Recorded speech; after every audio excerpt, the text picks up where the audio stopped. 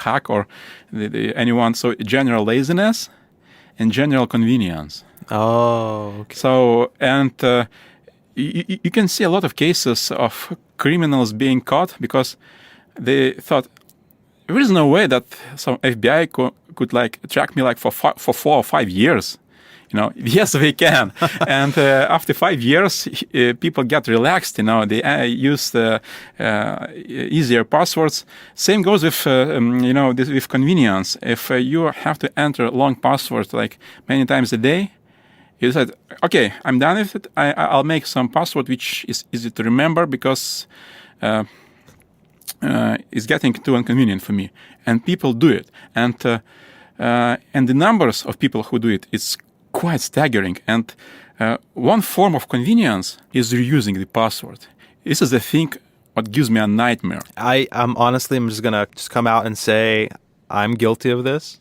I do have right now, if you want to hack me, if you're out there and you want to hack me, I do reuse some passwords. I'm guilty of this, but I will, after this podcast, I'm changing those passwords ASAP. But I think it's a good thing to bring up, just sort of recommendations, what to do, because people are struggling. This is a struggle for people. It's a struggle for me.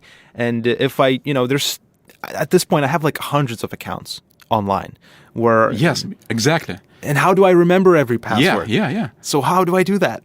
So actually, you don't have to feel ashamed, in doing this because there is a 72% of people like you. So reusing a password, it's not a fault exception. It's common practice. Okay, so I'm actually in the majority, not Yes, you are. Yes, you are. You're in the majority.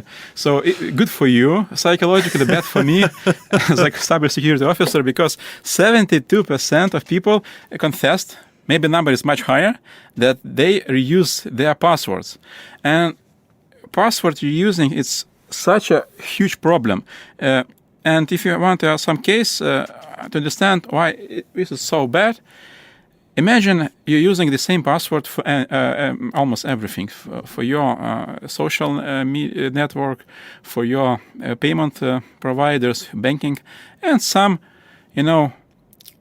cheap web stores, which don't even have enough money to hire some decent IT guy. But they have good deals. So you go in there and make an account. You make an account. And you reuse the password. You reuse the password. And like in a few months, this website gets hacked. And basically they get your password, your email. And the next thing that like any decent hacker would do, employ a tactic called password stuffing. So basically it's like some software, some bot, which takes a database of leaked passwords and try entering those passwords anywhere, like eBay, PayPal, Facebook. So it's an automated system, which works in like fascinating speed, and they just trying all passwords they got on all websites they know, and nowadays, it's databases of leaked passwords counts like billions of passwords, and if you check your emails against those databases, like have been pawned and stuff like this, you probably will find that you had your password or your any other sensitive information leaked at some point of history, and if you have even a single record that something was leaked, you are a potential victim of credential stuffing. And the bad thing is that if you think that only small web shops can be a victim of this kind of hack, think again. Because even the biggest names in the industry...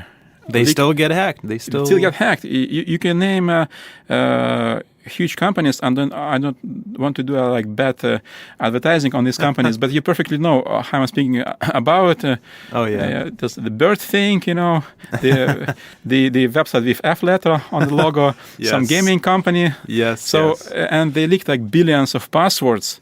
And so what can people do? Because again, it's a struggle. So what is a good practice for creating passwords? And let's say if you have 50 websites and you want to make a unique password for each one of those websites. Okay, so maybe today it will be the first time I'll give up my little secret. How do I do?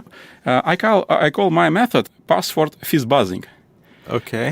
Do you know what fizz buzz means? No, I do not. So fizz buzz is like a children's game. Then both players name numbers in sequence, like 1, 2, 3, 4.